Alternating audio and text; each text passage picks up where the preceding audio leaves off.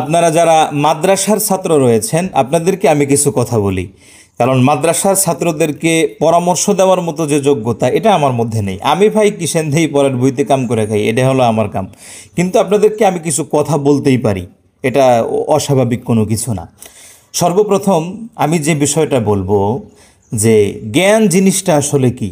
জ্ঞান জিনিসটা হলো দুই ধরনের, একটা হলো ধর্মীয় জ্ঞান আর আরেকটা হলো আপনার জেনারেল থেকে যে জ্ঞানটা পাওয়া যায়, জাগতিক শিক্ষা বলতে পারি আমরা। তো যারা আপনারা মাদ্রাসায় লেখাপড়া করেন, মাদ্রাসায় যারা লেখাপড়া করে, তো মাদ্রাসার ছাত্ররা সাধারণত কোরআন, এরপরে হাদিস, ফিকা, এই সমস্ত কিতাবাদি থেকে ধর্মীয় যে শিক্ষাটা সেই শিক্ষাটা তারা গ্রহণ করে। আর যারা জেনারেল লাইনে লেখাপড়া করে এই শিক্ষাটাকে বলা হয় জাগতিক শিক্ষা, যেমন জীববিজ্ঞান, হিসাব বিজ্ঞান, রাষ্ট্রনীতি, কেমিস্ট্রি, ম্যাথমেটিক্স, ফিজিক্স, এরপরে ভূগোল। এখান থেকে যে শিক্ষাগুলো পায় এই শিক্ষাটা হলো জাগতিক শিক্ষা।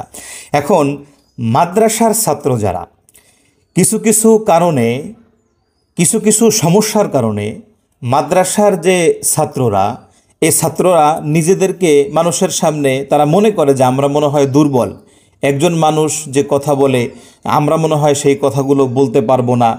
আর এই মনোভাবটা শুধুমাত্র মাদ্রাসার ছাত্রদের ভিতরে না, অনেক মাদ্রাসার শিক্ষকদের মধ্যেও এই দুর্বলতাটা রয়েছে। এই জন্য একটা ছেলে যদি মাদ্রাসায় লেখাপড়া করে, সে আরবি পড়ে, সে কোরআন পড়ে, হাদিস পড়ে, কিন্তু একটা ছেলে জেনারেল লাইনে লেখাপড়া করুক, এটা অনেক মাদ্রাসার শিক্ষকেরা এই জিনিসটা চায় না। যার কারণে ঘাটে ঘাটে ঘাটে ঘাটে আজকে অনেক জায়গায় মাদ্রাসার ছাত্ররা কিন্তু পিছিয়ে আছে। এখন আমার কথা হলো, মাদ্রাসার ছাত্ররা পিছিয়ে থাকবে কেন? একজন ছাত্র যদি 6 মাস 1 বছরে কোরআনুল কারীম এই সিনার ভিতরে রাখতে পারে, এই সেনার ভিতরে 6 মাস 1 বছরে হাফেজ বাংলাদেশে অভাব নেই, অনেক আছে, অহরহ আছে। তো একটা ছাত্র যদি এরকম পারে, যদিও কোরআনুল কারীমের জ্ঞানটা আল্লাহ রব্বুল আলামিন যাকে তৌফিক দেয় সে শিখতে পারে, তো আমি বলবো তো এই ছাত্রটা কেমিস্ট্রি কেন পারবে না, এই ছাত্রটা ফিজিক্স কেন কেন পারবে না? এই যে যেমন কিছুদিন আগে সাংবাদিক ইলিয়াস ভাই একটা কথা বলেছিল যে মাওলানা রফিকুল ইসলাম মাদানী সাহেব সম্ভবত, বা রফিকুল ইসলাম সাহেবকে, হুজুরেরা দেশ চালাবে, হুজুরেরা কি এই কেমিস্ট্রি ফিজিক্স এগুলো জানে, এগুলো কি আছে কোরআনের কোথায় আছে? তো উনি যদিও আপনার এই প্রশ্নটা এমনভাবে ইলিয়াস ভাই করেছিলেন যে হঠাৎ করে আসলে কোনো কিছু হয় না, কারণ একটা জিনিস বলতে গেলে আগে থেকে দেখতে হয়, বই দেখতে হয়, পড়তে হয়, জানতে, এরপরে ওই বিষয়টা পড়ে শুনে তারপরে বলতে হয়। তার রফিকুল ইসলাম ভাইকে হঠাৎ করে ইলিয়াস ভাই আসলে প্রশ্নটা করেছিল, আমরা দেখেছিলাম। আমরা ভাই লেখাপড়া না জানলেও মানে দেখি আর কি, টকশোগুলো বা বিভিন্ন এইগুলো আর কি দেখি। তো আমার কথা হলো যে একটা ছাত্র এরকম হেফজো পড়তেছে, এরপরে মাদ্রাসায় যদি, মাদ্রাসার কথা আমি বলি, মাদ্রাসা আলিয়া মাদ্রাসা যদি বলি, তাহলে দাখিল পরীক্ষা দেওয়ার পরে আলিম, ফাজিল, কামিল অনেক সময় লাগতেছে। এরপরে যদি কওমি মাদ্রাসার কথা আমি বলি, আমি কয়েকটা ক্লাস আছে মুখস্থ করছি আর কি, ইয়াস দহম, দহম, মিজান, নাহাবিমির, হেদায়তুন্নাহু, কাফিয়া, সরবেকা, এরপরে জালালাইন, মেশকাত, দাওরা, মোটামুটি 10 থেকে 12 বছর না হলে একটা ছেলে কিন্তু আপনার মাওলানা হতে পারে না। এরপরে ইফতা পড়তে পারে, আদব পড়তে পারে। তো এই লেখাপড়া যারা করতে পারে তারা ফিজিক্স, কেমিস্ট্রি, রাষ্ট্রনীতি, এরপরে এই ভূগোল, এগুলো পারবে না কেন? পারবে না, 100% পারবে, 100% পারবে। এজন্য আমি যে বিষয়টা বলবো যে মাদ্রাসায় লেখাপড়া করার পাশাপাশি জেনারেল শিক্ষা দরকার আছে। যদি আপনার জেনারেল শিক্ষা না থাকে, আপনি বর্তমান কি বাংলাদেশের দিকে তাকাইছেন? হুজুরেরা কয় টাকা বেতন পায়? মসজিদে চাকরি করুক, মাদ্রাসায় চাকরি করুক, 8,000, 6,000, 9,000, 10,000 টাকা। তার কারণ কি? ওই 10,000 টাকা নিয়ে মাদ্রাসায় পড়ে থাকতে হয়, মসজিদে পড়ে থাকতে হয়। তাছাড়া অন্য কোনো জায়গায় যে কোনো কিছু করবে এই সুযোগটা তার নাই, কারণ সে শুধুমাত্র মাদ্রাসায় লেখাপড়া করেছে। এখন একটা ছেলে যদি মনে করেন মসজিদে ইমামতি করে, মনে করেন মসজিদে ইমামতি করলে তার মসজিদে 200 মুসল্লি আছে, 200 মুসল্লি। এখন জুমার দিনে এই 200 মুসল্লিকে সে মনে করেন কোনো একটা বিষয় সম্পর্কে বলবে, তো 200 মুসল্লিদের ভিতরেও কিন্তু ইমাম সাহেবের ভুল ধরার জন্য মনে করেন লেগে থাকে আরও 50 জন। হ্যাঁ, ইমাম সাহেবের কথাটাকে ওইভাবে গুরুত্ব সহকারে নেয় না, বিশেষ করে গ্রাম অঞ্চলে। কিন্তু যদি এই ছেলেটার ভিতরে জেনারেল লাইনের শিক্ষাটা থাকতো, জেনারেল, তাহলে এই ছেলেটা থানা পর্যায়ে একটা দায়িত্ব নিতে পারত। তখন কিন্তু তার দিন প্রচারে সে আরও বেশি সম্মুখে অগ্রসর হতে পারত, সে নেতৃত্ব দিতে পারত, সে লক্ষ মানুষের, হাজার মানুষের নেতৃত্ব দিতে পারত।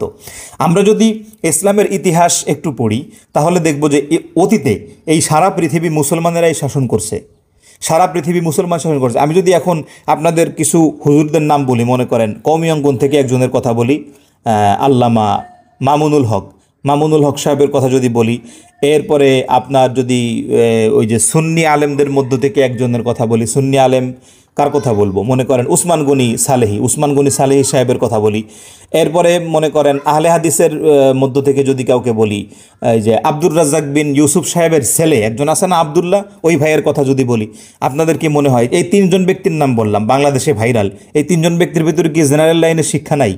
আপনার কি মনে হয় মামুনুল হক সাহেব জেনারেল শিক্ষিত না? আপনি জানেনই না। আপনি কি জানেন যে মামুনুল হক সাহেব শুধুমাত্র আপনার মাদ্রাসায় লেখাপড়া করছে? আপনি জানেনই না, আপনি কিছুই জানেন না। প্রত্যেকজন আলেম জেনারেল লাইনে শিক্ষিত। এজন্য আমি বলবো যে মাদ্রাসায় পড়ার পাশাপাশি অবশ্যই জেনারেল দরকার, জেনারেল লাইনে লেখাপড়া করতে হবে। আমার জানা মতে অনেক জায়গা আছে যে কোনো ছাত্র যদি আপনার কওমি মাদ্রাসার পাশাপাশি একটু আলিয়া মাদ্রাসায় ভর্তি হয়, তাহলে কওমি মাদ্রাসা থেকে এই ছাত্রের উপরে চাপ প্রয়োগ করা হয়। এটা ঠিক না, এটা সম্পূর্ণ অনুচিত কাজ। কারণ তাকে জেনারেল পড়তে দেন। কারণ এগুলো তো হিসাব মিলায়া, যদি এখন আমার এগুলো বললে আবার একটু মানে বেশি হয়ে যায় কিনা, মনে করেন মাদ্রাসায় আপনি পড়তেছেন মাজিহাল মুস্তাকবেল, অতীত বর্তমান ভবিষ্যৎ, এরকম। আপনি যদি জেনারেল লাইনে পড়েন প্রেজেন্ট পাস্ট ফিউচার, ঠিক আছে, টেন্স কি কোন জিনিস, ঘুরে ফিরে কিন্তু একই, শুধুমাত্র একটু বিষয়বস্তু আলাদা। তো সাধারণত কওমি মাদ্রাসায় যারা লেখাপড়া করে, এরা যদি আলিয়া মাদ্রাসায় লেখাপড়া করে, তাহলে আলিয়া মাদ্রাসার ক্লাসগুলো তার করতে হয় না। সে শুধু এসে পরীক্ষার আগে 1 মাস 2 মাস পড়ে সে কিন্তু পরীক্ষা দিতে পারে। তাহলে তার এই দিকেও একটা সার্টিফিকেট অর্জন হয়ে যায়। সে প্রত্যেকটা জায়গায় দাওয়াতের ক্ষেত্রে বলেন, এরপরে বয়ান করা বলেন, ছাত্রদেরকে পড়ানো বলেন, প্রত্যেকটা জায়গায় সে কিন্তু মনে করেন লাভবান। এজন্য আমি বলবো যে যারা কওমি মাদ্রাসার ছাত্র রয়েছে, স্টুডেন্ট রয়েছে, পাশাপাশি জেনারেল শিক্ষা দরকার, মানে অবশ্যই গুরুত্বপূর্ণ। শেষ পর্যন্ত লেখাপড়া শেষ করার পরে যখন চাকরি করবে, চাকরি কর্মসংস্থানের ক্ষেত্রেও এটা আপনার দরকার রয়েছে। তারপরে সবথেকে বড় যে বিষয়টা, যে হুজুর পাক সাল্লাল্লাহু আলাইহি ওয়াসাল্লামও কিন্তু জুমার মেম্বারে মৌসুমিক আলোচনা করতেন, ঠিক আছে, সময়ের প্রয়োজনীয়তা। বর্তমান যে সময়টা এই সময়টা ইংরেজির প্রভাব রয়েছে, ইংরেজি দরকার। এরপরে আপনার যদি আমি আরও বলি যে একজন মাদ্রাসার ছাত্র আপনার সে গবেষণা করুক, এটা কি আপনি চান না? মাদ্রাসার ছাত্র গবেষণা করবে, এটা কি আপনি চান না? অবশ্যই চান। গবেষণা করতে হলে ইংরেজি লাগবে, কথা বুঝতে পারছেন, জেনারেল লাইনে লাগবে। এরপরে আপনার যে বিষয়টা আরও গুরুত্বপূর্ণ, যে এই যে পৃথিবী দুনিয়া, মনে করেন দুনিয়াতে আমাদের কিছুই নাই, আখেরাত আমাদের সব। এখন এই দুনিয়াতে তো আল্লাহ রাব্বুল আলামিন পাঠাইছেন, যে কোনো একটা কাজ, দুনিয়ার দাম নাই মানে দুনিয়ায় বসেই তো আখেরাতের কাজ করতে হবে, তাই না ভাই? দুনিয়ায় বসে আখেরাতের কাজ করতে হবে। তো দুনিয়ায় বসে যদি আখেরাতের কাজ করতে হয়, তাহলে দিনের কাজ সম্মুখে অগ্রসর করার জন্য আপনার জেনারেল লাইনের যে পড়াটা, এটা প্রয়োজন আছে। এজন্য আজকে আমার পুরো বিষয়ের মূল শেষে যে বক্তব্য, এটা হলো যে একটা ছেলে মাদ্রাসায় যদি লেখাপড়া করে, তাকে জেনারেল পড়ারও সুযোগ করে দেন। জেনারেল লাইনে পড়ার সুযোগ করে দিলে তার ভবিষ্যৎ আরও ভালো হবে ইনশাআল্লাহ। মাদ্রাসার ছাত্ররা ট্যালেন্ট, তারা ইউনিয়ন থেকে নিয়ে শুরু করে রাষ্ট্র চালানোর পর্যন্ত ক্ষমতা তাদের হতে হবে। এই মন মানসিকতা নিয়ে মাঠে নামতে হবে। একজন মেম্বার, একজন চেয়ারম্যান, একজন এমপি, একজন মন্ত্রী মাদ্রাসার ছাত্রকে হতে হবে। তখন কি হবে, একটা ব্যাংকে মাদ্রাসার ছাত্রকে বসতে হবে। প্রত্যেকটা জায়গায় মাদ্রাসার ছাত্র থাকলে সেখানে দুর্নীতি হবে না। হসপিটালে যদি একজন ডাক্তার মাদ্রাসার ছাত্র হয়, তাহলে টাকার অভাবে কোনো রুগী মারা যাবে না। কথা বুঝছেন? তো আমার কথায় কি আপনারা কষ্ট পেয়েছেন? ধন্যবাদ। অন্য ভিডিওতে দেখা হবে ইনশাআল্লাহ।